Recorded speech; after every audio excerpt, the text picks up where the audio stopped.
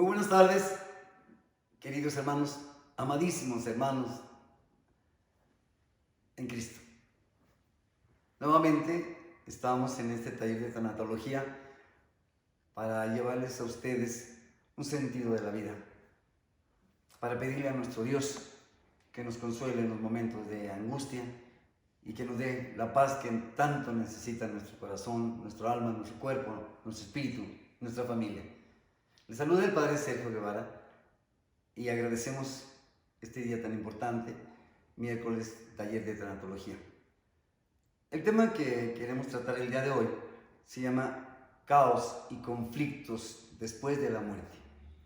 Y al hablar de este tema, necesitamos obligatoriamente darnos cuenta la responsabilidad que tenemos todos los seres humanos para prevenir nuestra muerte. En tiempos que vivimos, con mucha más razón, saber si yo, cuando yo me muera, le dejo un segurito a mi mamá, a mi papá, a mi esposa, a mi esposo. ¿Por qué? Porque los dos trabajamos. O la responsabilidad que voy a tener a dejar la herencia a uno de mis hijos, para que no haya conflictos y no haya un caos familiar en las situaciones que se viven. También estamos emocionados porque mucha gente nos ha escrito, y eso agradezco infinitamente a usted, y nos piden ayuda. No lo hemos hecho directamente como lo habíamos prometido, porque hemos tenido demasiado trabajo en la parroquia. Pero si Dios nos permite, después de la fiesta, haremos lo que ustedes nos están pidiendo. Por lo pronto, hoy vamos a iniciar con la oración, como siempre. Quiero iniciar con la oración del libro de la sabiduría, capítulo 3, versículos del 1 al 12. Esta lectura casi siempre la leemos nosotros cuando hay un cuerpo presente, sobre todo para sentir que los justos van a la presencia de Dios. Empezamos con la lectura. En nombre del Padre, y del Hijo, y del Espíritu Santo. Amén. Sabiduría 3, y dice así: las almas de los justos están en las manos de Dios, y ningún tormento podrá alcanzarlos. A los ojos de los insensatos, ellos están bien muertos, y su partida de este mundo parece una derrota. Nos abandonaron. Parece que nada quedó de ellos, pero en realidad ellos entraron en la paz de Dios. Aunque los hombres hayan visto en eso un castigo, allí estaba la vida inmortal para sostener su esperanza. Después de una corta prueba, recibirán grandes recompensas. Sí, Dios los puso a prueba y los encontró dignos de Él. Los probó como el oro en el horno donde se funden los metales y los aceptó como una ofrenda perfecta. Cuando venga Dios a visitarnos, serán luz semejantes a la centella que corre por entre la maleza. Gobernarán naciones y dominarán a los pueblos, y el Señor será su rey para siempre. Los que confiaron en Él conocerán la verdad. Los que fueron fieles en el amor permanecerán junto a Él. Pero los impíos que menospreciaron al justo y renegaron del Señor serán castigados por sus malas intenciones. Sí, hay de aquellos que rechazan la sabiduría y la disciplina. Para ellos toda esperanza es vana, todo esfuerzo es inútil, toda obra es estéril. También son estúpidas sus mujeres y sus hijos son perversos. Una maldición se cierne sobre ellos por no creer en Dios. Palabra del Señor. Gloria a ti, Señor Jesús. Pues muchísimas gracias. Una vez más les agradezco mucho en este taller y vamos a dar inicio. Me gustaría mucho hablarle de alguien que yo siempre he admirado desde que tuve conocimiento de este gran hombre. Es un gran neurólogo, neuropsiquiatra. Es un hombre que vivió una experiencia muy fuerte en el siglo pasado. Me refiero a Viktor Frankl. Viktor Frankl es el padre de la logoterapia. Y este hombre vivió la experiencia más dolorosa de la existencia. Él era judío Y en 1942, cuando está plenamente la Guerra Mundial, desde 1939 a 1945, que dura la Guerra Mundial, Estados Unidos apoya a todos los europeos, o a la mayoría de los europeos, para les dar asilo en Estados Unidos. Y a él, como judío que era, como a todos los judíos les dio ese asilo en Estados Unidos, él iba a viajar en barco con su hermana, con su familia, con su esposa, y ya iban arriba del barco, ya estaban arriba del barco para viajar a América, y recordó mucho a su papá. Dejaron a su padre y a su madre, porque su padre y su madre dijeron: váyanse, sálvense ustedes, nosotros ya estamos viejos, sálvense ustedes hijos, ustedes son jóvenes, salven su vida, salven su familia. Y ya cuando está en el barco para ir a América, se queda pensando, muy triste, y le dice a su esposa: ¿qué tienes, Víctor? Ya va a llegar el invierno y mi padre no va a soportar el invierno porque tiene asma pulmonar. Me duele mucho saber que mi padre no va a soportar el invierno, y menos en esta situación en la que nosotros los judíos estamos viviendo. No me gustaría que mi padre muera sin estar cerca de él. ¿Qué quieres hacer? Nada. ¿Quieres que regresemos? ¿Te animas?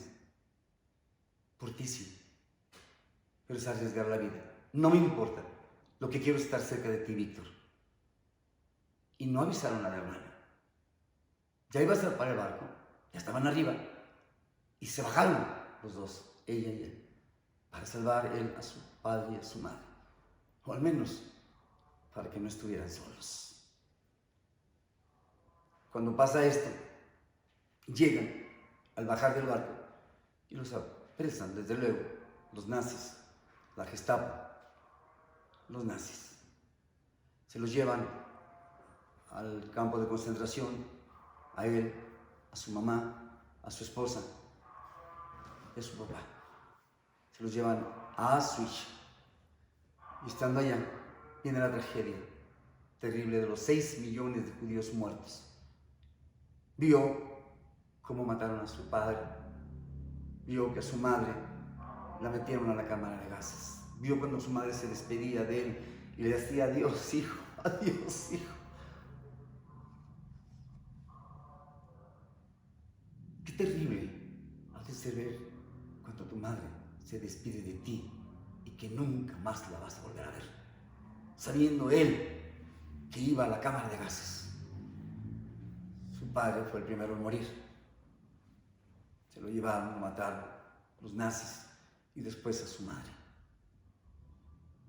Después su esposa. Se quedó solo en las barracas, y allí empezó la gran historia de un hombre grandioso, el gran neurólogo, médico, psiquiatra, Víctor Frankl, judío. Él dice: decidir por la vida es por decidir por encima de la muerte. Decido vivir, la muerte llegará, pero ahorita decido la vida por encima de la muerte.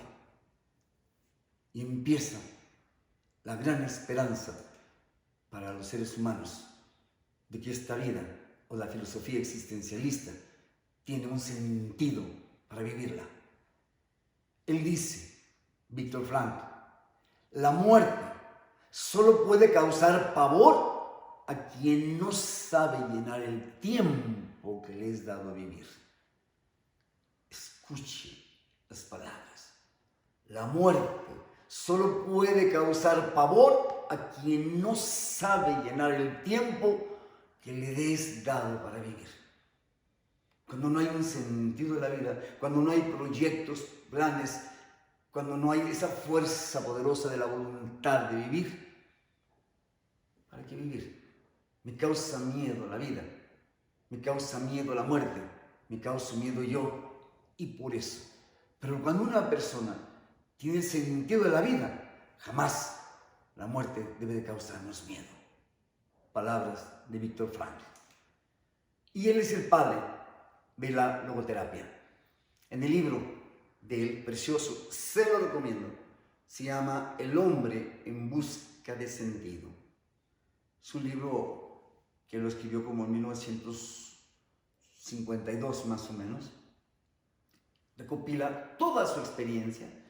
Es un libro biográfico y lo más hermoso, se divide en dos partes: la historia de él, su pensamiento, su filosofía de la vida, la neurología de él, y al final pone la logoterapia. Y de eso precisamente quiero hablarles. ¿Qué es la logoterapia para usted y para mí? ¿O qué debe de ser la logoterapia para nosotros? Dice así, está diciéndolo Víctor Frankl. La logoterapia surge como una respuesta para estudiar el sufrimiento y el sentido de la vida. Surge en medio de nuestras crisis o de una crisis poderosa y se convierte en una forma de vivir orientada a la búsqueda del sentido de mi propia vida, a la búsqueda de lo valioso de nosotros mismos para ponerlo al servicio de los demás. Cuando nosotros pasamos por la experiencia más fuerte, sea cual sea, pérdida de un matrimonio, de un trabajo económico, adversidad, enfermedad, frustraciones y todo lo que nos sucede en la pérdida, nos deja algo grandioso. A los que tomamos la enseñanza de lo malo. Siempre la vida te deja algo de experiencia, maravilloso, siempre y cuando tú te des cuenta de lo importante que es, por qué estás pasando, descubriendo los signos de los tiempos y saber por qué estoy pasando por esto, para qué estoy pasando por esto y por quién estoy pasando por esto. Es impresionante. Fíjate, dice, surge la logoterapia como una respuesta para estudiar el sufrimiento, el sentido de la vida. En el libro de Job, el judaísmo quiere justificar el sufrimiento o dar la razón por qué existe el sufrimiento. Aquí la logoterapia, que él describe toda su experiencia vivida en los campos de concentración, surge en medio de esa crisis mundial, porque está la Segunda Guerra Mundial, y se convierte en una forma de vivir orientada a la búsqueda del sentido de la vida. Dice él, cuando nosotros habíamos perdido la esperanza, cuando llegaba el cerebro de la desconfianza, inmediatamente llegaba la esperanza en Dios. Ya hablábamos con Dios y visualizábamos y decíamos, ya viene el Yom Kippur, ya viene la gran fiesta de Pentecostés, ya viene para nosotros, aunque estuviéramos en los campos o en las barracas, los campos de concentración o en las barracas, ya viene la fiesta con el Dios poderoso. Y es la búsqueda de lo valioso de nosotros mismos para ponerlo al servicio de los demás. Dice él, yo al verlos, todos mis hermanos que no eran precisamente judíos, había católicos, había presos políticos, había todo, pero todos amontonados en las barracas, me daba cuenta que no nomás los judíos estábamos sufriendo, el ser humano también sufría, aunque no estuvieran dentro de esas barracas. Todo lo que sufren los africanos, los que sufren, los que están en Australia, todas las personas, los seres que han pasado por situaciones tan difíciles como las que estoy pasando yo, decía Víctor Frankl. Él vive de 1905 a 1997. Él es un gran neurólogo, escribió varios libros y dice así, la logoterapia es una psicoterapia, es una terapia de la psicología que propone que la voluntad de sentido es la motivación primaria del ser humano. Es una dimensión psicológica, es inexplorada por paradigmas psicoterapéuticos anteriores y que la atención clínica de ella es esencial para la recuperación integral del paciente. cuando nosotros tenemos una gran pérdida, obligatoriamente necesitamos esa ayuda psicológica de un psicólogo, de un sacerdote, de un tanatólogo. ¿Por qué? Porque yo necesito sacar ese dolor tan terrible que me está matando. Es una angustia, pero que es el dolor que me está matando el alma, y mi alma está disminuyendo. Disminuye mi alma, y por eso viene la neurosis y vienen los problemas psicológicos. Por eso dice, es una psicoterapia, es una terapia de la psicología que propone que la voluntad del sentido, lo más poderoso es la voluntad mía hacia el sentido de la vida. Y que obligatoriamente el paciente tiene que tener eso o hacerlo. Por eso hablar de logoterapia es hablar de reconciliación conmigo mismo, con los demás, con Dios, de un encuentro, de una lucha entre el bien y el mal, entre la adversidad, en aceptar, en enfrentar, en vivir el sufrimiento, de una libertad. Y necesito liberar mi cuerpo, mi alma, mi espíritu, pero una libertad con mucha responsabilidad. Porque yo puedo decir, basta, yo no vuelvo a llorar, yo no vuelvo a sufrir, jamás en mi vida yo vuelvo a sufrir esta situación. Y me voy hacia las cosas malas, del alcoholismo, de los vicios, de las adicciones. Entonces no es una libertad con responsabilidad, es un huir de la realidad. La pregunta que le quiero hacer a usted esta tarde es esta. ¿Qué es lo que estamos haciendo por la vida? Por nuestra vida. ¿Y qué estamos haciendo por los otros? Y primeramente, ¿qué es lo que estamos haciendo por la vida? Cualquier acto que hagas tú tendrá repercusión importante al final de tus días.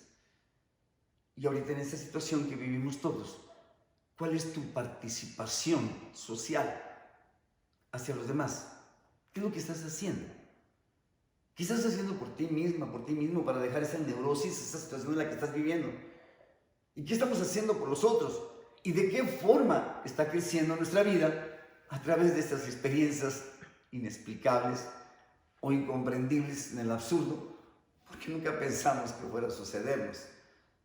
Y cuando nos visita la adversidad, es cuando decimos, ¿por qué? Y debo de ir descubriendo qué estoy haciendo en este momento tan importante para mi vida. Por eso es urgente que nosotros debemos convertirnos en faros de luz en medio de esta oscuridad. Y es importante. Hay gente que está caminando a ciegas, porque no tiene la experiencia. La gente que se llena de terror ante un enemigo que no conocemos en la situación que estamos viviendo.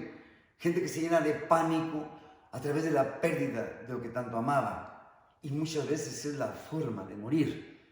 Terrible. Se mató mi esposo con mis 3 hijos. Iban aquí a Toluca y en el camino se mataron los 4. El dolor tan grande es inexplicable. Me quedé sin familia. No es un dolor, son 4 dolores al mismo y se desintegra, se acaba todo el sentido de mi vida con la ausencia de mi esposo y de mis hijos. Ese es el problema tan grave. ¿Cómo vamos a explicar a esa persona, cómo vamos a hacer luz para explicar a esa persona en la situación que se encuentra? Por eso Jesús nos dice, yo soy la luz del mundo. Quien me sigue no caminará en tinieblas. Y si Jesús dice, yo soy la luz del mundo, yo también tengo que ser luz, pero una luz, no un cirio apagado. El cirio se debe de prender. Y lo debo de encender a través del conocimiento, a través de comprender algo. No nomás puedo decirle a una persona, no te preocupes, todo te va a salir bien. De aquí a 2 años te alivias. ¿Para qué dices esas tonterías? A veces somos tan imprudentes cuando la gente tiene un dolor. Ya no sabemos ni qué decir por nuestra ignorancia. Por eso dice que debemos de ser faros de luz en medio de la oscuridad, en la adversidad del otro, para poder llevarlos hacia el camino de la luz. El sufrimiento, solo como ser sufrimiento, repito, el sufrimiento, solo como ser sufrimiento, es una carga muy pesada. Es una herida emocional abierta y que sangre que no cierra. El corazón roto, ¿no? Es cuando hay una cirugía, corazón abierto, y que hay mucho sangrado de todo eso, pero el médico, el cirujano, la cierra. El corazón no. El corazón se queda desgarrado. Y para que se alivie, tiene que pasar muchos años. Por eso dice, el sufrimiento, por solo ser sufrimiento, es una carga muy pesada. Es una herida emocional abierta, que sangre, no se cierra porque no cierra el proceso, o no cerramos ese proceso que necesitamos cerrar. Y a donde quiera que nosotros vamos, esa herida te va a robar la energía, porque siempre va a estar pensando lo mismo. Ejemplo, es un ejemplo hacia usted o cualquiera. Tuve una relación de 15 años con una pareja y fuimos muy felices, todo fue maravilloso. No sé por qué terminamos mal, me hizo tanto daño, y lo que más me dolió de esa pareja es que me quitó la casa, me quitó todo. Yo la amaba, yo la quería mucho a ella. Se llevó todo. Nunca más me vuelvo a enamorar, jamás me volveré a enamorar, porque esa herida va a permanecer toda mi existencia. Y ahí está el problema, porque nosotros no podemos estar así. Tenemos que volver a darnos una oportunidad. La vida es un riesgo, y si me tocó perder casa, me tocó perder hijos, me tocó perder lo que me haya tocado perder, lo debo de aceptar. Pero si siempre estoy pensando en esa herida, y a donde yo vaya, voy a estar pensando en ella, en lo que me hizo, en el daño que me hizo, pues me va a robar la paz. Pero si me decido a encontrar un sentido a ese sufrimiento, esa herida se va a cerrar y sanará. Si yo quiero dejarme ayudar, si busco a través de la logoterapia, o quiere decir encontrar un sentido nuevo a mi existencia, no nomás estar pensando lo que me pasó con esa persona. Después, esa herida se va cerrando, pero con el tiempo, y se va haciendo una cicatriz. Y esa cicatriz va a ir sellando y se va a convertir en una templanza, en un aprendizaje, en un coraje. Y seguramente eso me dará la libertad, porque cierro el proceso, el duelo, digo, nunca más. Pero no odiando, no guardando rencor, ni maldiciendo a nadie. No, es momento de perdonar a la persona, con una libertad que me puede inspirar para los otros que están sufriendo la misma experiencia que yo. La semana pasada me invitaron a unas pláticas de Alcohólicos Anónimos, del grupo de Alcohólicos Anónimos. Y me dijeron, como vieron en la red, cómo controlar tus emociones. Y me pidieron que diera ese tema que está en YouTube, cómo controlar tus emociones. Pero tenía un público muy grande, era un aniversario de un grupo de Alcohólicos Anónimos. Y cada uno fue expresando lo que sentía, era muchísima gente, pero ese dolor que fueron expresando a ellos, ¿por qué fue? Y los demás se sintieron emocionados, porque dijeron, entonces sí podemos salir de esto. Necesitamos salir de esta oscuridad para poder decirles a los otros, yo salí, tú también puedes salir, tanto del dolor, de una adicción, de una situación difícil en la que yo vivo. Siempre debemos recordar que nuestras decisiones, Víctor Frankl, todo lo que estoy hablando es Víctor Frankl, siempre debemos recordar que nuestras decisiones y no nuestras condiciones o circunstancias son las que determinan lo que somos y lo que seremos. Víctor Frankl. Lo repito, porque debemos de meditar las palabras de alguien sabio que vivió la peor experiencia de su existencia. Siempre debemos de recordar que nuestras decisiones no son condiciones o circunstancias que determinan lo que somos y lo que seremos. Víctor Frankl podía haber dicho, yo soy un gran neurólogo, uno de los mejores neurólogos, un psiquiatra reconocido, famosísimo, millonario por decir, y terminar en lo peor de la nada, preso en un campo de concentración, sin comida y sin nada. Por eso dice él, nunca se te olvide, recuérdalo, que nuestras decisiones no nos vamos a condicionar por las condiciones o las circunstancias que estamos viviendo. No, la decisión es la decisión. Y yo he tomado una decisión. Mi decisión es, quiero vivir. Cuando las cosas no puedes cambiarlas, se te está dando una bellísima oportunidad para cambiarte a ti mismo. Cuando las cosas ya no puedes cambiarlas, se te está dando una bellísima oportunidad para cambiarte a ti mismo. Yo no puedo cambiar. A veces yo le digo a la gente, cuando viene y me dice, mire padre, es que ya no soporto a mi mamá, yo vivo con mi mamá, con mis hijas, con mi mamá, no la soporto, padre, cada día es peor, es insoportable mi mamá, es grosera, majadera, ofende a mis hijas, yo vivo con mi mamá, y a veces mi mamá, es verdad, ella es la dueña de la casa, pero me ofende a mis hijas, y el otro día maltrató horriblemente a mis hijas, gorronas, porque no se largan, lárguense de aquí. Entonces yo le digo a ella, bueno, primeramente, ¿por qué estás con tu mamá? Porque no tengo a dónde irme. Tuve una separación matrimonial y ahorita no tengo dinero, entonces paciencia, mujer. Te voy a decir algo. ¿Qué edad tienes tú? 42. ¿Qué edad tiene tu mamá? 81. ¿Crees que tu madre, con los 80 y tantos años que tiene, va a cambiar su manera de pensar? No. ¿Por qué? Porque no cambian, ya ellos no cambian. Podría haber un cambio breve, pero tú sí puedes cambiar. En esta experiencia de decir, hoy tengo que cambiar, hoy tengo que buscar la forma de comprar un terrenito, de hacer algo. La vida me está diciendo, hey, necesitas vivir independiente de tu madre. Aun por más que la ames, necesitas hacerlo. Pero hay gente que ya está en una edad, con todo el respeto, desde luego, ¿verdad? Ella dice, ya no voy a cambiar, yo soy así. Si me acepta, es mi casa, yo soy la dueña. Entonces yo sé que no puedo cambiar a mi madre, pero yo sí. Por eso dice, cuando las cosas ya no puedes cambiarlas, se te está dando otra oportunidad para cambiarte a ti mismo, a ti misma.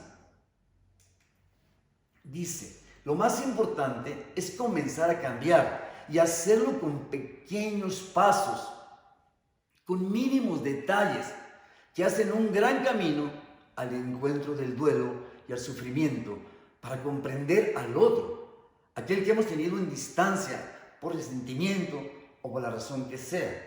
Volvemos al ejemplo de esta señora, ¿verdad? Yo tengo que ir entendiendo a mi mamá poco a poco. Sé que mi mamá es diabética, que ella, su forma de pensar así ha sido, que ha sido muy independiente, que ella no le gusta ser gobernada, porque mi mamá es un ejemplo. No estoy hablando de la mía, porque mi mamá fue una mujer que siempre salió adelante en todo. Y ella quiere mantenerse con esa libertad y a veces dice, es mi casa. O sea, yo estaba feliz en esta casa. Y le digo a la señora, ¿ya se dio cuenta que la intrusa es usted? No es su mamá. Entonces empiece a aceptar usted a que tiene que comprender a su madre y meterse en el corazón de su madre, en el alma de su mamá, para entenderla, decir, tengo que hacerlo con pequeños pasos. Y que yo haga un camino importante para esa reconciliación, para ese encuentro con mi madre, porque cada día me distancio más de ella, por el resentimiento, por lo que le dice a mis hijas, por lo que habla y lo que dice, a veces palabras altisonantes, ¿verdad? Y la vida nos está invitando poderosamente a que cambiemos nuestro destino, porque ya nada será igual después de un duelo. Y la vida también nos hace preguntas y nos cuestiona. Eso es lo más importante, los cuestionamientos que nos pide la vida.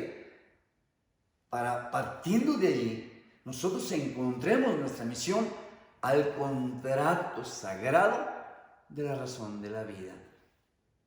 Le pregunto, ¿cuál es el contrato sagrado que usted ha hecho a la vida?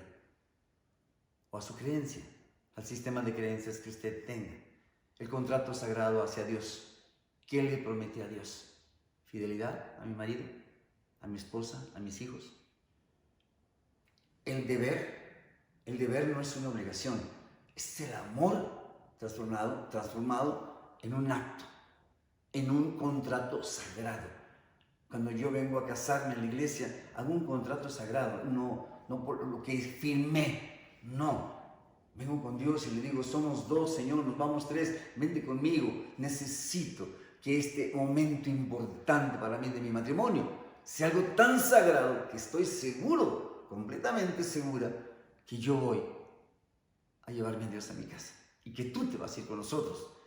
Por eso le pregunto, ¿cuál es el contrato sagrado de la razón de su vida? Eso sería muy importante descubrirlo, ¿no? Prometí estar con él hasta que la muerte nos separe. Perfecto. Gracias, mujer. Lo cumpliste. Prometí a Dios estar con mis hijos hasta que la muerte me separara de ellos. Perfecto, tu hijo se fue. Ahí está tu contrato. Prometí a Dios. ¿Qué prometiste a Dios? Le dije a Dios, no me quites a mis hijos. Vamos a hacer un trato. Dame los hijos que tú quieras, pero voy a hacer un trato contigo, un contrato sagrado, Dios. No me vayas a quitar a ningún hijo. Yo no hago ese tipo de contratos sagrados, dice Dios, porque todo lo tuyo es mío. Y yo no tengo por qué hacerte un contrato de que no te voy a quitar lo que es mío. Tú lo dijiste, tú hiciste el contrato. Yo no, dice Dios. Y la vida misma nos pregunta, ¿qué vas a hacer ahora después de este duelo? En esta situación en la que nos encontramos tú y yo, ¿qué vamos a hacer? ¿Cómo va a cambiar mi vida? ¿Va a seguir igual? No puede seguir igual. Nada es igual. Porque no puede seguir igual la vida. Tengo que saber que tengo que hacer un proyecto maravilloso para vivir. Y si Dios me da la oportunidad de vivir y superar esta enfermedad y superar esta situación que estoy viviendo, entonces mi vida va a ser impresionante. Porque de la forma que haya sido, no se me murió nadie. No hubo un muerto en mi familia, pero yo me enfermé de COVID. Me separé de mi esposo. Mi hijo se fue de casa. No nomás estoy hablando de dolores de muerte. Estuve en una situación terrible. Perdí una casa. Perdí el negocio. Creíamos que este año iba a ser uno de los mejores años, se nos dijo en diciembre, ¿no? Que 2020, por tener por ser dos pares, 2020, iba a ser maravilloso. Invertí todo mi dinero en telefonía. No tengo ni un peso. Y por eso me voy a hundir con esta pérdida. ¿Qué voy a hacer después de este duelo? Levantarme. Eso es la logoterapia. Encontrar el sentido de decir, hey, qué bueno que pasaste por esto. ¿Cómo que qué bueno? Es bueno que hayas pasado. Porque eso con una templanza, con una forma de acero poderoso. Y pregunto, ¿cómo vas a resolver tu problema? A ver cómo lo resuelvo. No, tienes que empezar a proyectar ese problema, cómo lo tienes que resolver. El tipo de problema que tengas, de trabajo, de la pérdida de la dignidad, de la situación que estás viviendo. A veces cuando viene un conflicto terrible, el tema se llama caos y conflicto después de la muerte. El conflicto terrible que estoy viviendo en esta separación matrimonial. ¿Cómo lo voy a resolver? ¿Cómo perdonarás al que te hizo tanto daño? ¿Cómo lo vas a perdonar? ¿O cómo la vas a perdonar a esa persona que te hizo tanto daño? ¿Cómo recuperarás tu tiempo que perdiste por tu descuido? Por tu irresponsabilidad, por la situación que viviste, sabiéndola, lo hiciste. Me dio tanto pánico que me encerré 6 meses, 7 meses. Sí, pero se perdió mucho. Se perdió tu presencia, tu miedo, esa personalidad, esa representación de tu vida, desapareció. Perdón por el dicho. Cuando se va el gato, los ratones hacen su fiesta.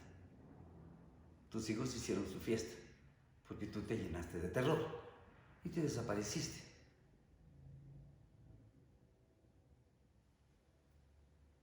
¿Qué estás haciendo ahora? Ahorita, ¿qué estás haciendo? Nada. Sócrates utilizó muchísimo la palabra nada. Yo solo sé que nada sé. Es filosofía, desde luego. Pero en estos tiempos tenemos que hacer algo. Porque no soy yo. Tengo una responsabilidad. Y la responsabilidad la tengo que cumplir ante este contrato sagrado que es Dios.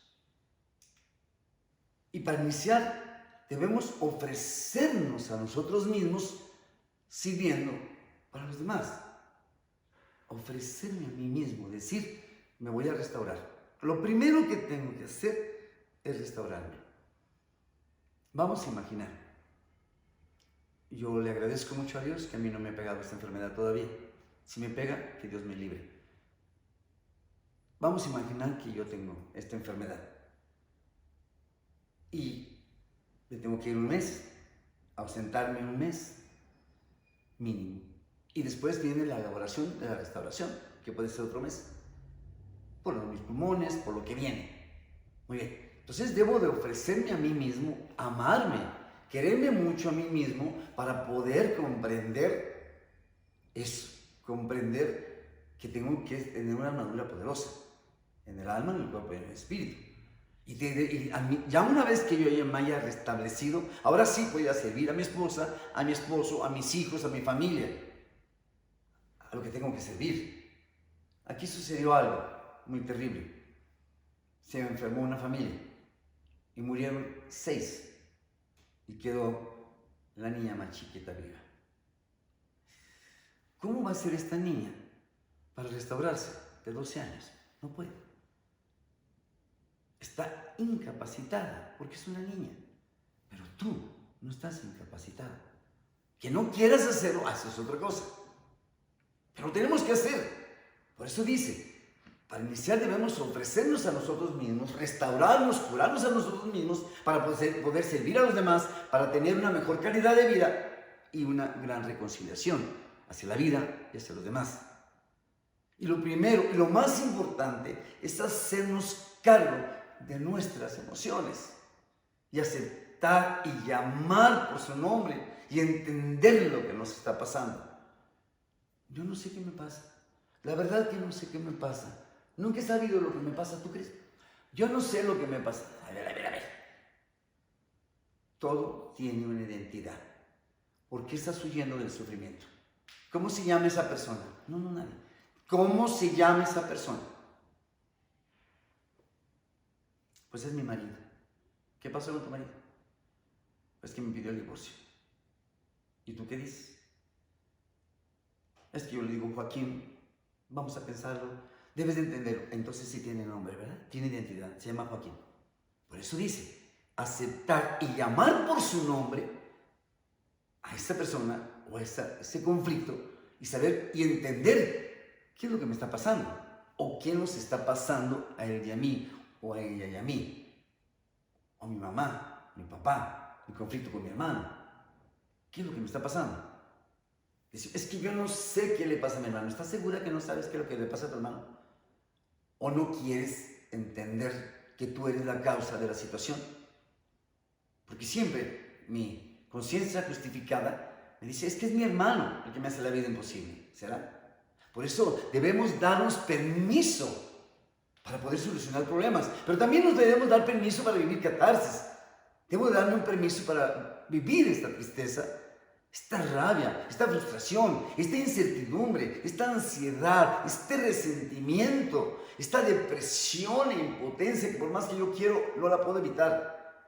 De pronto estoy comiendo y se me empiezan a poner los ojos cansados, un cansancio terrible, y sin darme cuenta empiezo a llorar y digo, Dios mío, me voy a poner unas gotas, me pongo las gotas y empiezo a llorar y digo, ¿por qué? Porque no son las gotas. Es la depresión que traes que no quieres llamarle por su nombre. Es la ansiedad que traes que no quieres llamarle por su nombre. Es la incertidumbre, la rabia, el coraje. ¿Por qué tengo que estar pasando por esto? Pues date permiso a hacerlo. ¿O no tienes permiso para hacerlo? Qué hermoso sería, ¿verdad? Me gustaría quedarme 3 días acostado en casa. Pero no puedo. Después, ¿qué van a decir de mí? ¿Qué van a pensar? ¿Y por qué no? ¿Que eres tan importante o que soy tan importante para no desaparecer 3 días? A veces eso queremos. La importancia nos la damos nosotros. Pero no es cierto. Si te desapareces una semana, a nadie le va a extrañar. A nadie le va a extrañar ni te van a extrañar. Pero también nos podemos dar permiso de hacer una fiesta chiquita, un cumpleaños.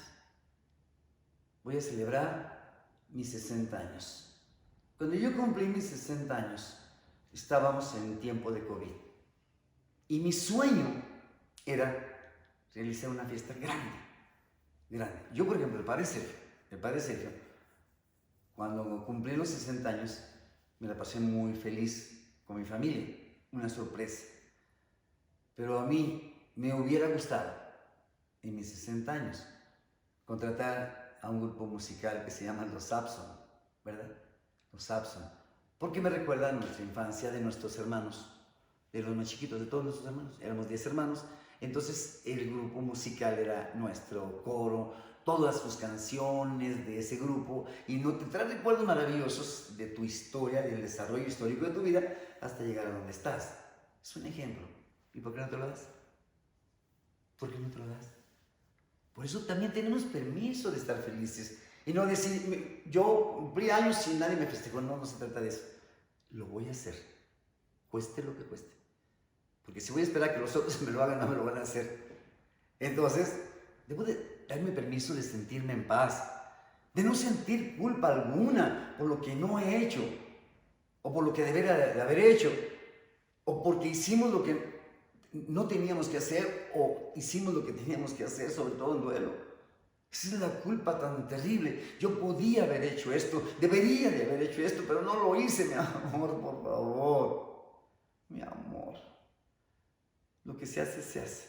Y los hombres somos tan limitados que hacemos solamente lo que podemos hacer. Lo demás le corresponde a Dios. Nosotros hacemos lo que podemos hacer. Me hubiera gustado así, pero hiciste lo que tenías que hacer. Entonces no te sientas mal, porque no te sientes mal. No me siento mal ante mi esposo, ante mi esposa, ante mi hijo, sobre todo donde estamos, ¿no? No me siento mal ante ellos. ¿Por qué? Porque yo hice lo que tenía que hacer. Y no me siento mal porque físicamente o psicológicamente o en duelo no me siento mal. Me siento en paz. Date ese permiso. ¿Por qué no te lo das? Date permisos. Nadie te va a decir que no. Lo debes de hacer. Pero si estamos sintiendo esas emociones que son tan negativas y desagradables en nuestra vida, y si tenemos ganas de llorar, pues debemos llorar todo el tiempo que queramos llorar. No quiero que me vean llorar, entonces vete a tu casa a llorar. Voy a dedicar un día, 2 días para ponerme a llorar. Y ya estoy ahí, es que voy a llorar. Yo estoy en mi casa encerrado. No puedo llorar, no puedo llorar, no puedo llorar. Pues ve una película para que llores. Busca la forma de cómo llorar. Tú te conoces tus emociones. Que no las quieras reconocer es otra cosa. Hay lugares que nos llaman al recuerdo. Aquí, ¿no? Vengo aquí. Aquí hay familia. Una familia, no digo el apellido. Traen sus florecitas. Allá hay florecitas. Florecitas, ¿verdad? Y aquí me quedo. Me quedo con mi mamá, con mi papá, con mi hijo. Aquí me quedo, ¿verdad? Dice así: si yo quiero llorar, necesito llorar obligatoriamente. Al fin, esto es una catarsis, ¿no? Catarsis es sacar todo lo que trae mi corazón, que se volvió angustia y dolor. Y si hay alguien, un psicólogo, o alguien que me ayude, pues para eso están los psicólogos, ¿no? O los tanatólogos. Si tenemos rabia, debemos expresarla. Y hagámonos cargo de lo que estamos sintiendo y expresarlo en el cuerpo y en la forma de sentirlo. A mí me da mucha tristeza, ¿sabe? Con estas mujeres o con esos hombres que se lo callan todo, que los ofenden, que les dicen tantas cosas y se dejan ofender por sus esposas, los maltratan y tú cállate, tú eres un inútil, como dice la señora esta. Y se quedan callados y todo se lo tragan. Después vienen y confiesan y platican y dicen: Es que mi mujer me maltrata, mi mujer me ha hecho esto, esto. ¿Y por qué no le dices nada? Es que no quiero problemas, padre. Yo no quiero problemas. Así la dejo. En cuanto empiezo a decirle, es que tú, mira, Lupe, tú, cállate el hocico y no me digas nada. Sí, sí, Lupe, sí, sí, Lupe, sí, sí, Lupe. Se queda callada. O sea, no tienes derecho a expresar tus emociones, tus sentidos, tu libertad, tus derechos, tus obligaciones, tus responsabilidades. No tienes derecho, mi amor. Es que no quiero perder la imagen que tengo como un padre bueno. No quiero perder la imagen de una persona que es muy buena, muy noble. ¿Será eso? ¿Te conviene más quedarte callado para que tengas una imagen de persona buena, sincera y noble y agachado? ¿Prefieres eso? Por eso dice, si tenemos rabia, exprésala. Y hagámonos cargo de esta responsabilidad, de lo que estoy sintiendo, lo que necesita en este momento mi cuerpo. He conocido tantas personas, mi amor, ¿qué tienes? Jorge, ¿te sientes mal? No, estoy bien. Jorge, ¿te sientes mal? ¿Estás pálido? No, no, estoy bien, estoy bien un infarto. Vieja, me siento mal. ¿Y por qué no dijiste? Pues es que no quise mortificarte. ¿Cómo fue capaz? Que te hayas quedado callado. Gracias a Dios estás vivo. Gracias a Dios. Pero yo no tengo derecho a nada. Soy tan poquita cosa que no tengo derecho a expresar mis sentimientos, ni mis emociones, ni mis duelos tampoco. Expresemos que estamos irritados, estamos deprimidos, pero nunca nos imaginamos que el duelo y la adversidad fuera a llegar tan pronto, de esta manera. Una cosa es estar enojado, estoy deprimido, estoy lleno de odio. Pero jamás me imaginé que en un cerrar de ojos, mi hijo de 34 años muriera de esta enfermedad. Mi hijo era un niño hermoso, deportista. Se iba a Toluca, hacía ejercicio los fines de semana, estaba lleno de vida. En 8 días se fue por esta enfermedad. No puede ser, no, mi hijo no. Y si desaparece la irritabilidad, el odio, el coraje, y viene la depresión total, que es más difícil todavía, mucho más difícil. Dice Víctor Frank, las ruinas, el dolor y todo lo perdido a menudo abren las ventanas para ver lo divino que es el cielo. ¡Qué palabras! ¡Qué palabras! Víctor Frank. Lo repito, las ruinas, el dolor y todo lo perdido a menudo abren las ventanas para ver lo divino que es el cielo. Recordemos que él era judío. Recordemos que eso le pasó al pueblo de Israel. Cuando Nabucodonosor se lo llevó a Babilonia, a todo el pueblo, esclavizados, desnudos. Fueron 40 años. Y cuando regresan a Israel, todo está en ruinas. El templo destruido completamente. Todo estaba quemado. Por eso estas palabras que utiliza Víctor Frank es la experiencia de su pueblo, la experiencia de su vida que Adolfo Hitler hizo contra su país, su pueblo, porque no nomás agarró a los israelitas de Israel, a los hebreos del mundo entero. Mató 6 millones de personas. Y por eso dice Víctor Frank, las ruinas, el dolor y todo lo perdido a menudo abre las ventanas para ver lo divino que es el cielo. Tengo la oportunidad de saber, tener la esperanza de que alguien me está viendo. Estoy escondido aquí y solamente por una ventanita pequeña, veo el azul del cielo y le digo, ¿me estás viendo, Dios? ¿Me estás viendo? ¿Por qué? Explícame. ¿Por qué nos haces esto? Si nosotros somos tu pueblo escogido, y si tú nos diste esta tierra prometida, y si somos tu pueblo amado, ¿por qué nos tratas así? Y se escucha una voz en el cielo que dice, porque los amo con todo mi corazón.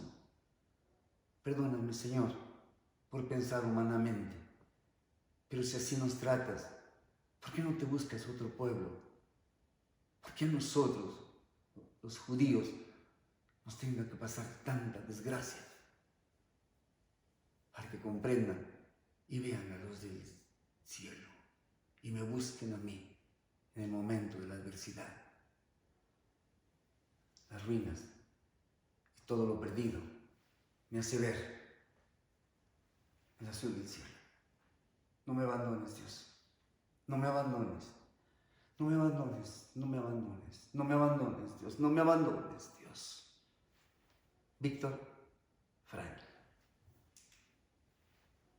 El tiempo de duelo o el tiempo de duelo, estamos llamados a la cercanía, a la intimidad familiar, al encuentro. Pero hay que aclarar que este encuentro abre paso a la vulnerabilidad emocional y que nosotros somos vulnerables y los otros también. Y a veces no lo entendemos. Viene un duelo, ejemplo, se murió mi papá. Somos 8 hermanos y cada uno está viviendo su duelo de diferente forma. Somos muy íntimos, es una intimidad familiar. Sin embargo, cada uno trae su pensamiento sobre el duelo, sus propios intereses. Uno puede pensar, mi mamá, hay que ayudar a mi mamá. Otra puede pensar, ¿qué voy a hacer? Yo vivo en esta casa. Mi papá me dijo que me quedara aquí y si ahora con la muerte de mi papá, ¿qué voy a hacer? Trae otros intereses. Y nos volvemos muy vulnerables, pero es una emoción vulnerable de todos, ¿no? O digamos, una vulnerabilidad colectiva, que cada quien está pensando lo que quiere, pero nos puede traer conflictos. Es ahí donde descubrimos que nuestra armadura no se va a sostener. Y muchas veces esta armadura que hemos construido tú y yo, de fortaleza, de ser grandes, de ser poderosas, es pura mentira, porque la armadura no se sostuvo. Y muchas veces esa armadura y esa máscara se cayeron y demostré lo que soy. Durante muchos años demostrarte ser la mejor hermana, la más hermosa de todas. Y ahora que murió mi mamá, lo primero que hiciste fue agarrar las joyas de mi mamá y te las llevaste. Qué buena hermana eres, ¿verdad? Qué buena, lo bueno es que eres buena y que eres tan religiosa, ¿no? Y empieza la vulnerabilidad y la armadura y la máscara se me cae. Y ahí es donde empiezan los problemas entre nosotros como hermanos. Y nuestra estrategia evitativa y de intimidación también lo hace. Tenemos que hablar, Jorge. Jorge, hay que hablar, no quiero hablar nada. Jorge, necesitamos hablar tú y yo. Dije que no tengo tiempo. Nos vemos la próxima semana. No, no te vayas, vamos a hablar. No quiero saber nada. Entiéndeme, no quiero saber nada. Entonces, ¿a qué vienes a dormir? ¿Para qué te quedas en la casa? ¿A qué vienes? ¿Cuál es el motivo? Una estrategia evitativa y una intimidación que no la voy a explicar. También se hace en el matrimonio, en los hermanos, en el trabajo. Cuando tengo una compañera de trabajo que me ha hecho tanto conflicto y que cada día es peor contra mí y quiero hablar con ella y me evita el encuentro. Porque ya se le cayó la armadura y a mí también se me va a caer. Y ojalá que no se me caiga, porque me va a conocer tal cual soy. Y es cuando descubrimos que llevamos muchos años cargando algo tan pesado. ¿Y qué es lo pesado que nosotros traemos? Los defectos, los traumas, el carácter, nuestros descuidos, los miedos, sentimientos y resentimientos encontrados, que están escondidos en esa armadura Y nos duele tanto decir, Dios mío, no puede ser que yo sea así. A veces queremos ser amables con la gente, pero a veces la imprudencia de la gente nos hace actuar, dices, Dios mío, qué barbaridad, qué barbaridad. Y son emociones encontradas. Y lo más triste es que descubrimos que ni siquiera eran necesarios esos pleitos o esos encuentros tan terribles y habernos dicho tantas cosas tan horribles cuando somos hermanos. Quisimos hablar como hermanos, quisimos aclarar, quisimos decir lo que iba a suceder para llegar a una reconciliación, a un consenso, a un encuentro maravilloso. Mi papá se murió. ¿Qué vamos a hacer? ¿Ahora te preocupas por mi papá? Pero ¿te preocupas por mi papá o te preocupas por el dinero que te dejó mi papá? ¿O porque te robaste eso? ¿Eran necesarios guardar tantos odios y resentimientos? Ya venían acumulados. No es que se haya caído la armadura, ya estaban acumulados desde niños. Porque no subimos a caras. Toda mi vida le tuve tanta envidia a mi hermana, toda la vida. A mi hermana le iba muy bien, trabajaba, yo era la mediana, somos 3 hermanos, mi hermana, yo y mi hermano. Siempre lo quisieron a mi hermano, siempre quisieron a mi hermana. Y a mí nunca me dieron nada. Traigo tanto resentimiento. Y ahora que mi mamá murió, porque ahora mi hermana, lo que diga mi hermana la mayor. Caos y conflictos después del duelo. No quisiera hablar de esto, porque ya tenemos el tema y lo vamos a terminar. Pero yo le comenté al iniciar el taller que la gente nos está escribiendo. Y me mandaron 3 cartas. Y yo quisiera leerlas brevemente, esas cartas, para que les dijera unas palabritas a esas personas que están por esta crisis de duelo. Por eso el tema se llama Caos y conflictos después del duelo. Cuando la muerte nos sorprende y no alcanzamos a dejar resueltos nuestros problemas, o cuando hay conflictos familiares y no los queremos resolver. Por ejemplo, fui la semana antepasada con una señora y le dije a la señora, ¿por qué viven en este departamento? Un departamento donde la señora rentaba 800 pesos. Era un cuarto como 3er piso allá arriba, en una periquera. Y dijo, nosotros tenemos una casa padre. Y la casa tiene 5 recámaras. Pero mis hijos se la quitaron a mi esposa y a mí. Porque mi hijo el mayor le dijo, papá, ¿por qué no nos heredas en vida? Y nos echaron a la calle. ¿Por qué no arreglaste las cosas bien? Imagínate, el Señor se murió en ese cuchitril. Por eso dice, cuando la muerte nos sorprende y no alcanzamos a dejar resueltos nuestros problemas y conflictos, sobre todo cuando hay intereses de por medio, testamentos, situaciones que se tienen que arreglar y hay que decirlas, hay que hablarlas. No podemos quedarnos callados, hay que decir a las cosas por su nombre. Y a veces no me quedo callado, me queda callada porque no le quiero decir a mi esposo. Yo sé que mi esposo tiene un hijo. Ya sé que mi esposo tiene otro hijo con otra persona y no me quedo callada. Digo, no vaya a ser que si le digo, lo va a meter en el testamento. No, yo tengo que decirle a mi esposo, está enfermo. Y le tengo que decir, a ver, Juan, dime la verdad, yo ya la sé. Sé que tienes un niño, ¿qué vas a hacer con ese niño? No, mejor me quedo callado. Y no lo arreglo. Y no arreglo el problema. Ese tipo de situaciones, relaciones de conflicto, odios acumulados por infidelidad de ambas partes. Y la intervención de terceros, se metió mi suegra, mi suegro, mis cuñados, se metieron mis hermanos, y un conflicto terrible. Se mató mi esposo en un accidente, mi esposo tenía 3 camiones. El hermano mayor de mi hermano se quedó con todo, de mi cuñado, perdón, el hermano mayor de mi esposo se quedó con todo. En la calle nos dejaron, en la calle. Gracias a Dios que tengo esta casa. Pero todo el negocio se perdió. Y me dice mi cuñado, es que mi hermano y yo éramos socios.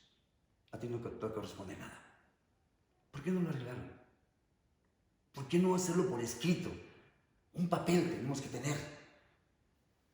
La intervención de terceros es muy fuerte. La influencia de las personas en nuestro matrimonio, en los negocios, es muy poderoso. Porque se vuelve un duelo complicado, completamente complicado. Esto que estoy diciendo lo estoy diciendo yo, no dice Víctor Frankl.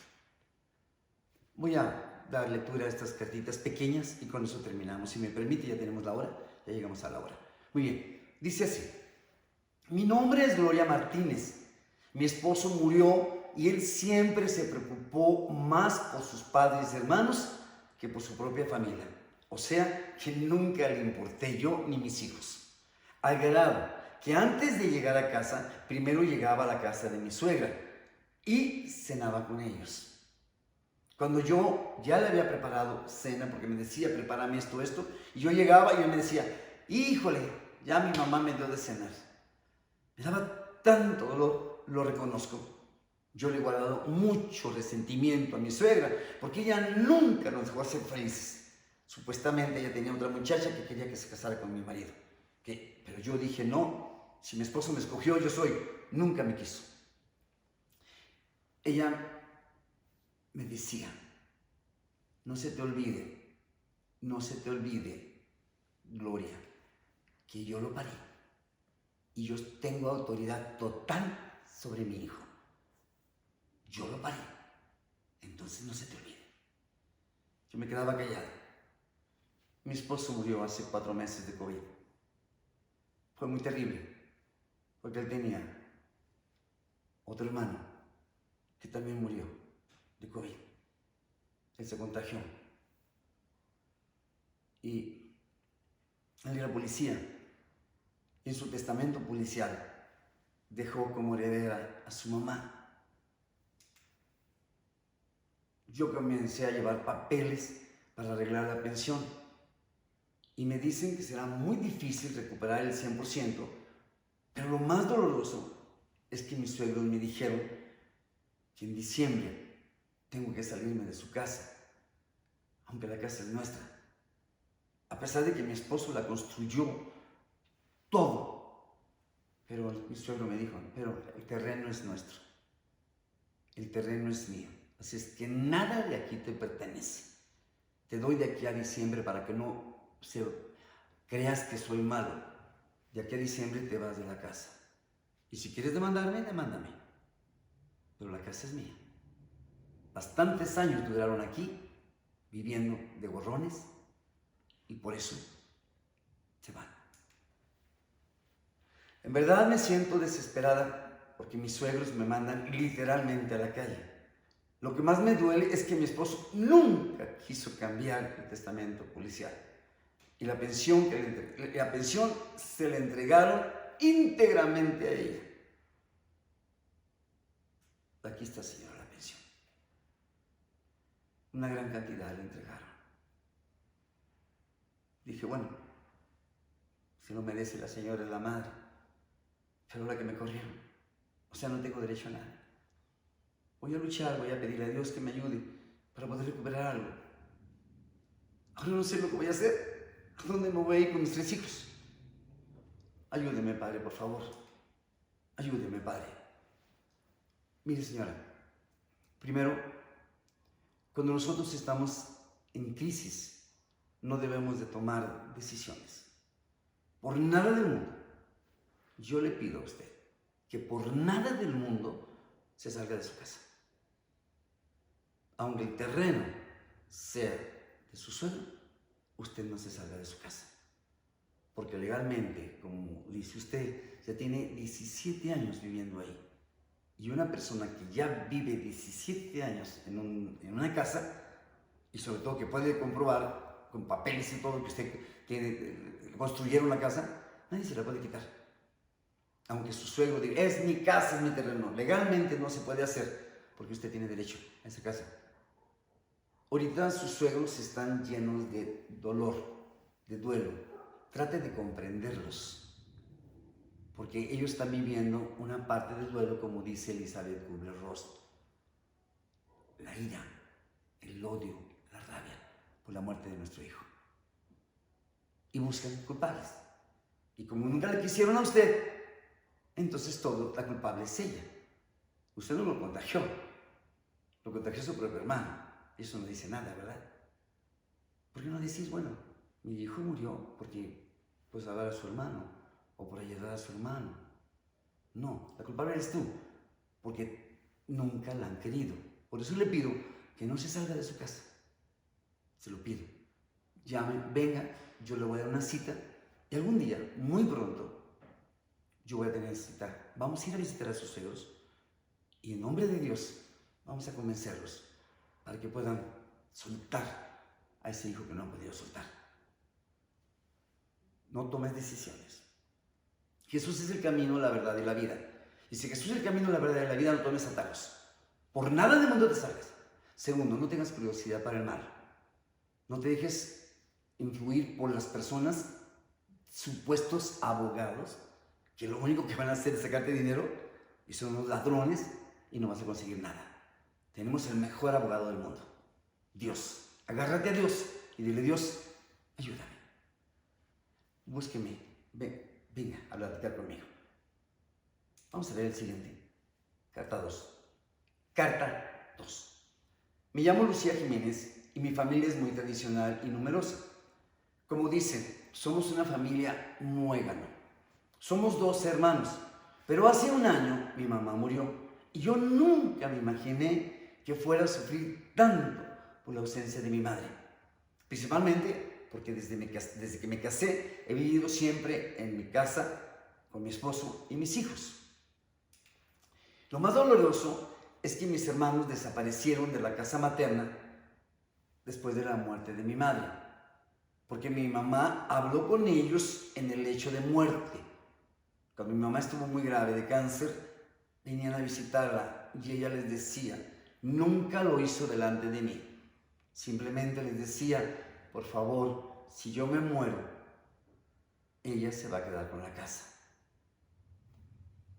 Habló con ellos en el lecho de muerte y les dijo que ella había decidido que la casa sería para mí y mi familia, por el hecho de que siempre los he cuidado tanto a mi mamá como a mi papá. Yo me he dedicado a buscarlos a mis hermanos, pero no quieren saber nada de mí. Y me dicen que yo obligué a mi mamá a tomar la decisión de dejarme como heredera y en un momento vulnerable y de sufrimiento de mi madre. Mi mamá les dijo, yo se la dejo a mi hija porque yo soy la dueña. Eso lo recibí en una herencia de mis padres y le corresponde a su hermana. Sin embargo, ellos no quisieron escuchar. Su argumento de ellos es que dicen que yo nunca atendí a mis padres y que no merezco la casa, que porque siempre he estado de arrimada y que nunca he sido agradecida porque mis padres no les he dado el cuidado que merecen. Ayúdenme, por favor. Es muy difícil cuando hay tantos pensamientos. Y vuelvo a repetir, cuando se cae la armadura de algunos, llega la ambición. Lo más doloroso es cuando se van uniendo grupos. 5 hermanos están a mi favor, 4 están en mi contra, 1 es esto. Pero lo más doloroso es que todos se fueron. Quiere decir que todos están en su contra. Yo le podría decir a usted, mientras más tiempo se deje en esta distancia, más difícil será volver a reencontrarse con sus hermanos. No podemos dejar pasar el tiempo. No recuerdo cuánto tiempo tiene que murió su mamá. Me llamo, perdón, disculpen, dice así. Me llamo Lucía Jiménez y somos 2 hermanos hace un año. Hace un año mi mamá murió. Muy bien. Entonces le digo aquí, mientras más tiempo se deje en esta distancia, más difícil será volver a encontrarse con sus hermanos. Por lo tanto, usted debe de inventar algo nuevo. Haga un homenaje. Si usted vive por aquí, diga, va a haber una misa especial para mi mamá.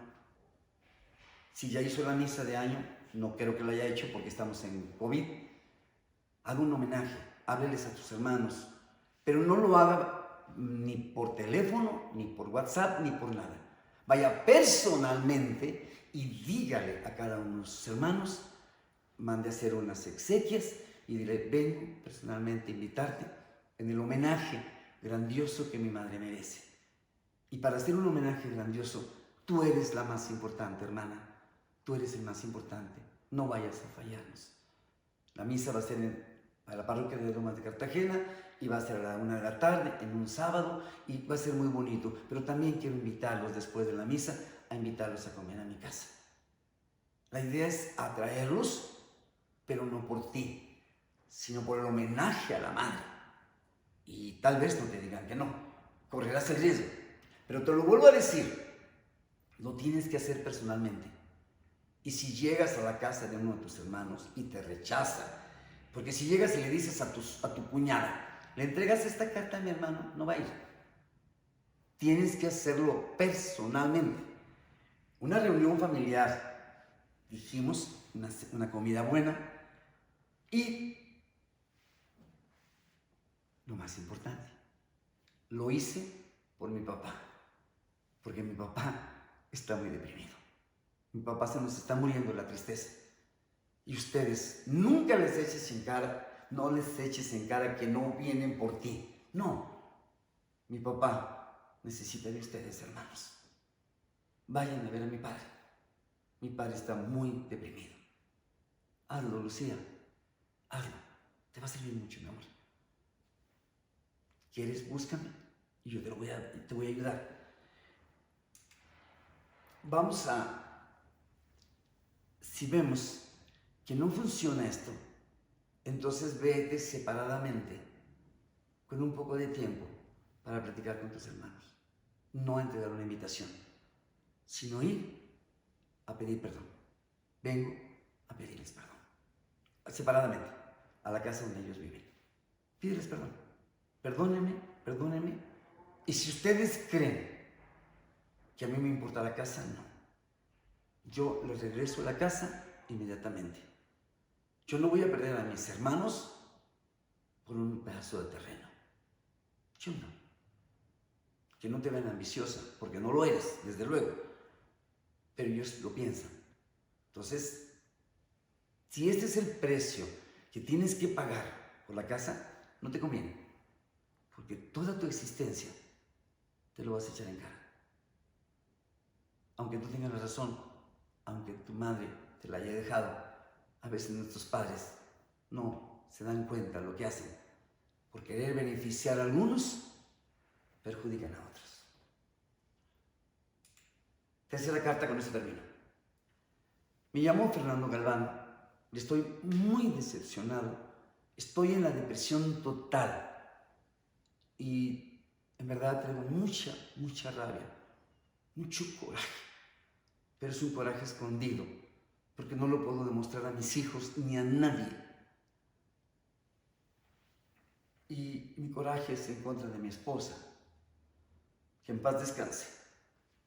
Nuestro matrimonio fue como todos los matrimonios, con muchas subidas y bajadas, muchas cosas importantes que pasaron entre nosotros. Fracasos, muchos fracasos económicos, pero juntos, de una forma o de otra, siempre juntos, mi esposa y yo.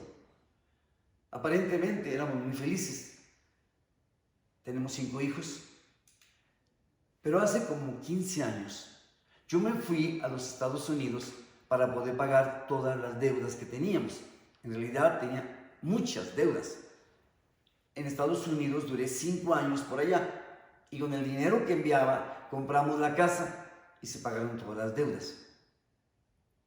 Estando yo en Estados Unidos, en una Navidad, ella me habló muy angustiada y me dijo que se sentía muy deprimida, impotente, porque mi hijo el mayor estaba utilizando drogas y que era necesario que yo viniera a resolucionar este problema. Supuestamente o aparentemente lo habían detenido.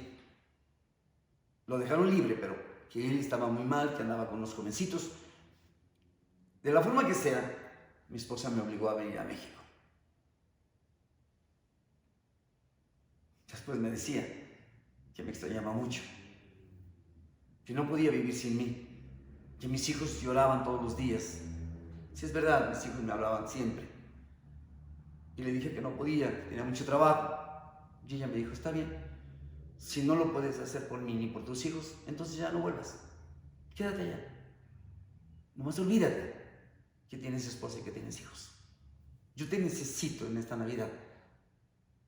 Necesitas venir, principalmente para que resolvamos el problema de los niños.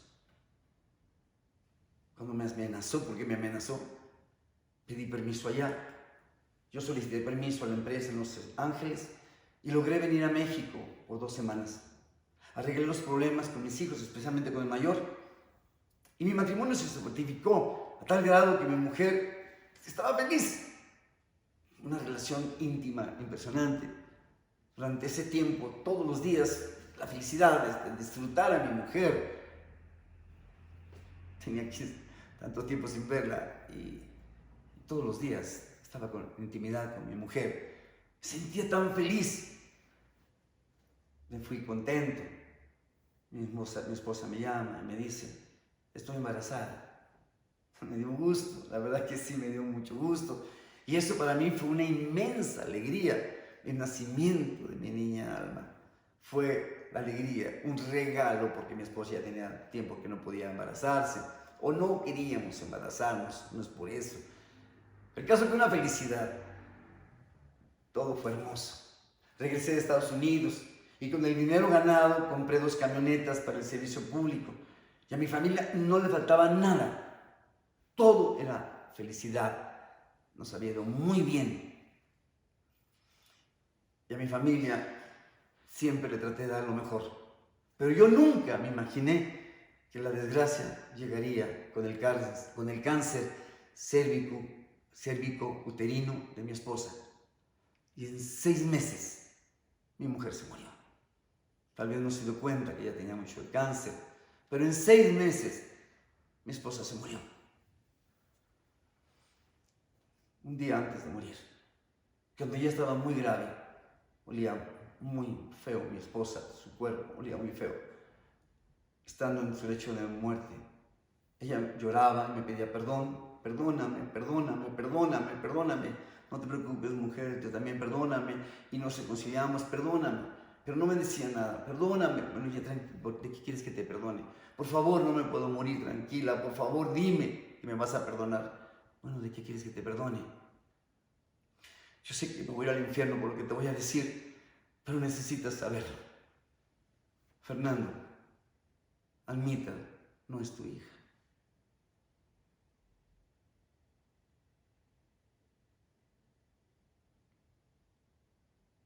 ¿Qué pasó? No es tu hija. ¿De quién es hija? De tu hermano Julio. De tu hermano Julio. Perdóname, por favor. Yo no puedo morir. No voy al infierno. Ya vino el Padre, ya me confesé. Y el Padre me dijo que te dijera. Perdóname, perdóname, Fernando. Júrame, júrame que no le vas a decir nunca a la niña esto. Júramelo, Fernando. Y en el lecho de muerte, le prometí que no le debía nada. Me estoy volviendo loco. Ella me dijo que mi hermano Julio la había obligado a que me hiciera regresar a México para que no se descubriera su infidelidad, tanto de mi esposa como de mi hermano, porque él está casado y tiene 2 hijos. Yo la verdad he tenido pensamientos homicidas en contra de mi hermano, pero no quiero destruir mi vida. Ayúdenme, por favor, lo suplico, ayúdenme. Fernando, es una situación muy dolorosa porque es doble pérdida. Es exactamente como si tu hermano también se hubiera muerto. Pero es más doloroso por la traición de tu hermano. Porque tu hermano es sangre de tu sangre, hueso de tus huesos. Y es doble duelo. Pero yo te digo, si tú vas y le reclamas a tu hermano, va a ser algo terrible. Se va a convertir en una tragedia. Porque a la primera que vas a destruir es a tu hijita. cualquier cosa que muevas, yo creo que la niña no es culpable de que no sea tu hija. Por eso te pido, Fernando, por favor, nunca se lo digas. Por el respeto a tu esposa. Si tú dices esa dignidad tan grande que tu esposa tuvo durante tantos años, se va a ir y se va a desaparecer. Y una mujer deshonrada deshonra a los hijos. Y una mujer deshonrada deshonra al marido. No lo hagas, mi hijo. No lo hagas. Ella ya se murió. Por respeto a ella, guarda la memoria. Tienes más hijos. Y si tú vas por el coraje y el odio que traes en contra de tu esposa y de tu hermano, vas a hacer una tragedia. Si vas y le reclamas a tu hermano, le vas a reclamar a su esposa o le vas a decir a su esposa, mi hermano fue esto, hizo esto. ¿Quién te lo puede comprobar? Tu esposa ya se murió. Tu hermano va a decir que es una mentira, que no es cierto, que lo inventaste, que lo hiciste. Le haces el ADN a la niña, va a salir el tuyo, la misma sangre. ¿Qué sentido tiene, mi amor? Por eso te lo suplico, mi vida. Si quieres platicar conmigo, ven. Pero deme un consejo. Date un regalo, corazón de mi alma. Date un regalo. Voy a perdonar a mi hermana por el amor y el sagrado contrato que hice a Dios al casarme con mi esposa. Yo sí le fui fiel. Solamente que te quiero preguntar, te quiero preguntar, estos 5 años que te fuiste a Los Ángeles, ¿le fuiste fiel a tu esposa? Dice la palabra de Dios, no es bueno que el hombre esté solo, porque el hombre nunca estará solo. Es difícil que un hombre esté solo en una ciudad donde nadie lo conoce. Piénsalo, mi amor. Antes de tomar una decisión equivocada, piensa en las actitudes que tú hiciste. Yo estoy para servirte y estoy para servirles a todos ustedes. Esto es lo que queremos hacer. Ojalá que tengamos la oportunidad de hacerlo. Muchísimas gracias. Los quiero mucho. Nos vemos la próxima semana. Les voy a hacer la oración. Señor Dios Todopoderoso y Eterno, gracias por mis hermanos que nos están viendo en la red. Gracias por este tema de la logoterapia. Para mí, uno de los más grandes neurólogos al que yo amo con todo mi corazón es él, Víctor Frank. Me identifico tanto con él por el sufrimiento tan grande. Sea como sea, hay que perdonar. ¿O usted cree que Víctor Frank no perdonó a Hitler? 6 millones de personas mató. 6 millones de personas. Los judíos perdonaron a Hitler. ¿Quiénes somos nosotros para no perdonar? Bendice a mis hermanos y concédeles todos los bienes. El Señor esté con ustedes y la bendición de Dios Todopoderoso, Padre, Hijo y Espíritu Santo, descienda sobre ustedes y permanezca para siempre. Que Dios los bendiga. Muchas gracias. Que la paz esté siempre con ustedes y no permitan que nadie les quite la paz. Y recordar las palabras de Víctor Frank, ¿verdad? La muerte es un pavor para aquellas personas que no saben el tiempo que están viviendo. Que Dios los bendiga. Gracias.